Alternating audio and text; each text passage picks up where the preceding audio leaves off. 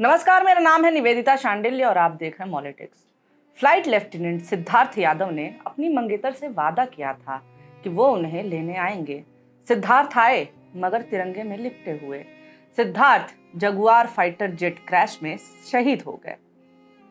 28 साल की उम्र, परिवार का इकलौता बेटा। 10 दिन पहले एंगेजमेंट, फिर शादी की तैयारी के बीच ही शहीद। जानकारी के मुताबिक गुजरात के जामनगर में बुधवार रात इंडियन एयरफोर्स का जगुआर फाइटर जेट ट्रेनिंग उड़ान के दौरान क्रैश हो गया। इस हादसे में हरियाणा रेवाड़ी में रहने वाले 28 साल के फ्लाइट लेफ्टिनेंट सिद्धार्थ यादव शहीद हो गए। सिद्धार्थ की 10 दिन पहले ही सगाई हुई थी। नवंबर में उनकी शादी होने वाली थी।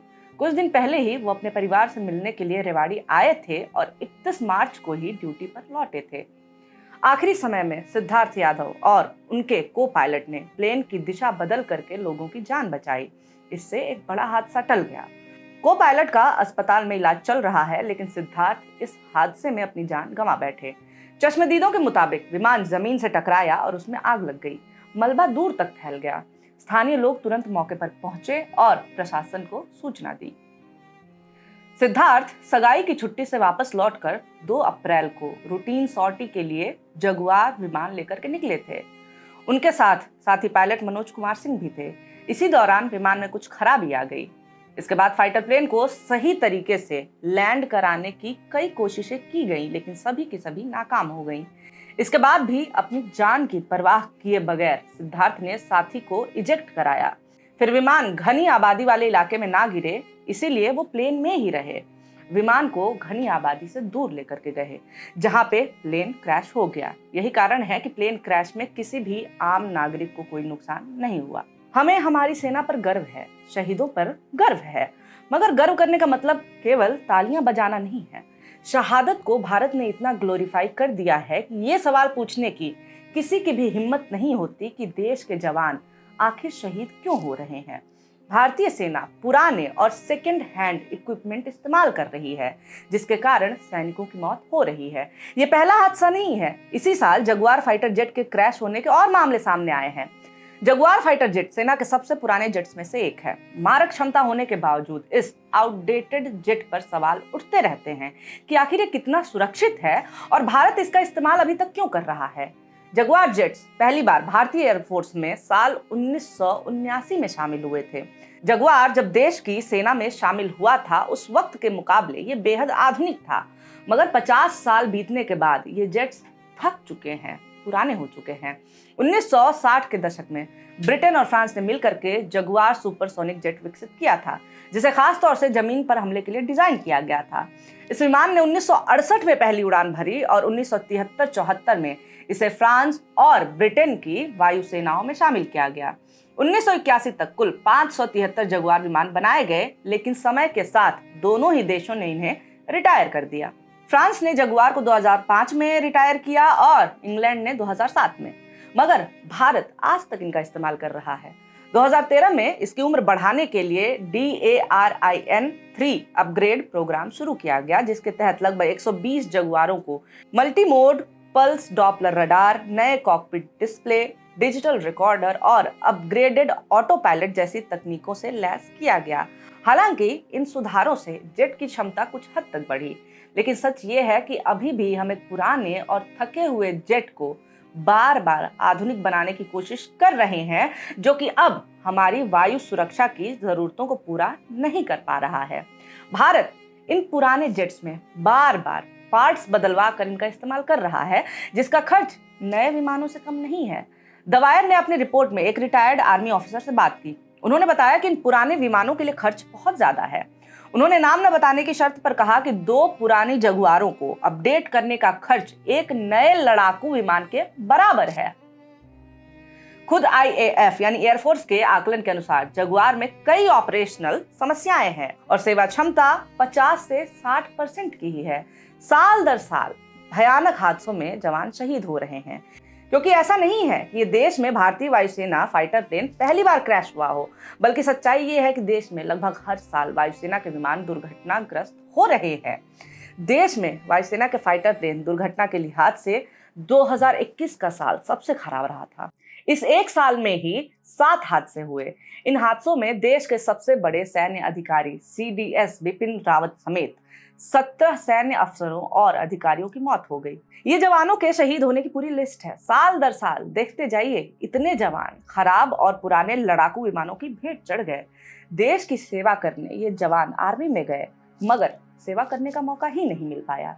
केवल जगुआर ही नहीं, ज्यादातर लड़ाकू विमान खराब स्थिति में है, मगर उनका इस्तेमाल फिर भी चालू है। एक लड़ाकू विमान का तो नाम ही फ्लाइंग कॉफिन यानी उड़ता ताबूत रख दिया गया है, मगर फिर भी एयरफोर्स पायलट्स इस लड़ाकू विमान को चला रहे हैं। मैं बात कर रही हूँ MiG-21 की। MiG-21 से साल दर साल इतने हादसे हुए हैं कि आर्मी जवानों का परिवार इसका नाम सुनते ही दुआ करने लगता है। साल 2006 में एक फिल्म आई थी, रंग दे बसंती। रंग दे बसंती की कहानी MiG-21 हादसे में शहीद हुए पायलट से शुरू होती है और लड़ाकू विमानों की खरीद फरोख्त में हो रहे घोटाले और उससे बर्बाद हो रही जिंदगियों की है। 19 साल पहले ही हालत इतनी बुरी थी कि पूरी की पूरी फिल्म बन गई। देशव्यापी बहस शुरू हो गई, मगर नतीजा क्या हुआ? कुछ नहीं, क्योंकि साल 2025 आ गया है और मिग को रिटायर करने की बात अभी भी चल ही रही है। मिग को रिटायर करने में देरी हो रही है क्योंकि नए लड़ाकू विमानों के प्रोडक्शन में दिक्कतें आई हैं। मगर इस देरी का नतीजा क्या निकला, ये जान लीजिए। ऑफिशियल रिपोर्ट बताती है कि during the 60 years of service in the Indian air force MiG 400 bar crash हुआ, 200 पायलट शहीद हुए, 60 आम लोग अपनी जान से हाथ धो बैठे। साल 2023 में राजस्थान में मिग क्रैश होता है जिसमें 3 लोगों की मौत हो जाती है। सवाल उठने लगते हैं कि आखिर कब इन ताबूतों को रिटायर करेंगे आप? आखिर हमारी सरकारें सेकेंड हैंड पुराने उपकरणों पर क्यों टिकी हुई हैं? क्या पैसे की कमी है? बिल्कुल नहीं। हर बार बजट में सबसे ज्यादा पैसा डिफेंस के लिए जाता है। 2025 में डिफेंस के लिए 6,81,210 करोड़ रुपए यानी कि 77.4 अरब डॉलर का बजट आवंटित किया गया था, जो कि पिछले साल के मुकाबले 9.5% अधिक था। भारत दुनिया का चौथा आर्मी इक्विपमेंट पर सबसे ज्यादा खर्च करने वाला देश है। भारत से ज्यादा केवल अमेरिका, रूस और चाइना खर्च करते हैं। पैसे यानी आ तो रहे हैं, पर जा कहां रहे हैं? आर्मी बार बार लगातार यही कहते आ रही कि हमारे विमान पुराने हो चुके हैं, हमारे हथियार पुराने हैं। ऐसी स्थिति में हम किसी भी गंभीर खतरे का सामना नहीं कर पाएंगे। 2018 में भारतीय सेना ने रिकॉर्ड पर कहा है कि उसके युद्ध उपकरणों का 68% हिस्सा पुराना हो चुका है। ये बात सेना ने तब कही थी जब बजट में नए रक्षा उपकरणों के लिए दी जाने वाली राशि में कटौती की गई थी। Vice chief of army staff lieutenant general Sharad Chandra ने पार्लियामेंट की स्टैंडिंग कमेटी से ये बात कही थी। एशिया टाइम्स ने अपनी रिपोर्ट में कहा है कि लेफ्टिनेंट जनरल शरद चंद्र की ये बातें स्टैंडिंग कमेटी की 42वीं रिपोर्ट में पब्लिश हुई है। विडंबना ये है कि स्टैंडिंग कमेटी को सत्तारूढ़ भारतीय जनता पार्टी के एक सांसद और सेना के दिग्गज major general BC Khanduri head कर रहे हैं, जो 1 दशक से ज्यादा समय से रिटायर हो चुके हैं। बीजेपी के पूर्व मंत्री और उत्तराखंड के मुख्यमंत्री रह चुके हैं। ये रिपोर्ट प्रधानमंत्री नरेंद्र मोदी की सुरक्षा नीतियों पर अब तक की सबसे तीखी आलोचना है और ये उस समय आई है जब भारत चीन और पाकिस्तान दोनों से डबल चुनौतियों का सामना कर रहा है। ये रिपोर्ट 14 मार्च 2018 को जारी की गई। जो रिपोर्ट आई उसमें एक और बात परेशान करने वाली है। हर साल सेना को अपने बजट का बड़ा हिस्सा पुराने और पहले से चल रहे प्रोजेक्ट्स के लिए खर्च करना पड़ता है, जिसे कमिटेड लायबिलिटी कहा जाता है। नए सामान खरीदने के लिए जो असल में बचता है वो लगभग 10 से 12% के बीच ही होता है। बड़े हथियार और विमान तो छोड़ ही दीजिए, सेना के जवानों को बेसिक सुविधाएं तक नहीं मिलती हैं। कैग की रिपोर्ट सामने आती है जिससे पता चलता है न केवल हथियार बल्कि सेना के पास ठंड के कपड़ों तक की कमी है। लद्दाख और सियाचिन जैसी जगहों पर जहां टेम्परेचर -57 डिग्री सेल्सियस तक पहुंच जाता है, वहां पोस्टेड जवानों के लिए ना भरपूर खाना है ना ही कपड़े हैं। आप खुद सोचिए जवानों को किन हालातों में काम करना पड़ रहा है। जिन जवानों के नाम पर वोट मांगे जाते हैं उनके बोलने पर उनके साथ घटिया बर्ताव किया जाता है। BSF के जवान तेज बहादुर याद हैं आपको, जिनकी वीडियो 2017 में वायरल हुई थी। वीडियो में तेज बहादुर दिखाते हैं कि कितना घटिया और खराब क्वालिटी का खाना जवानों को दिया जाता है। तेज बहादुर की शिकायत पर सोचने समझने की जगह उन्हें डिसमिस कर दिया जाता है। जवानों को कैसी परिस्थितियों में रहना और काम करना पड़ता है, इसकी खबर बाहर ना आ जाए, इसके लिए सरकार जवानों पर नजर रख रही है। न केवल मौजूदा सैनिक बल्कि उन सैनिकों पर भी जो कि रिटायर हो चुके हैं। सरकार ने पूरी मुहिम चला करके सोशल मीडिया पर अपने अनुभव बताने वाले एक्स आर्मी ऑफिसर्स पर कार्रवाई की। एक पर तो एफआईआर भी कर दी गई क्योंकि वो सेना को बदनाम कर रहे थे, ये बता करके कि सैनिकों को सुविधाएं नहीं दी जा रही हैं।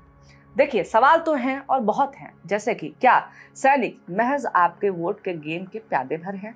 आखिर क्यों उन बिचौलियों पर कार्रवाई नहीं हो रही है जो पैसे तो पूरे ले रहे हैं मगर डील सेकेंड हैंड खराब क्वालिटी के हथियारों की कराते हैं? क्या जवानों का सोशल मीडिया क्रैकडाउन इस समस्या का हल है? ये सारे सवालों के साथ आपको छोड़े जा रही हूँ। आपको कुछ बताना हो, कमेंट करना हो तो कमेंट बॉक्स में ज़रूर लिखें। और हाँ, वीडियो आपने अंत तक देखा हो, अच्छा लगा हो तो लाइक ज़रूर कर दें और ऐसी वीडियोस आपके सामने आती रहें। इसके लिए हमारे चैनल मॉलिटिक्स को सब्सक्राइब करना ना भूलें। ये वीडियो देखने के लिए बहुत शुक्रिया, बहुत धन्यवाद।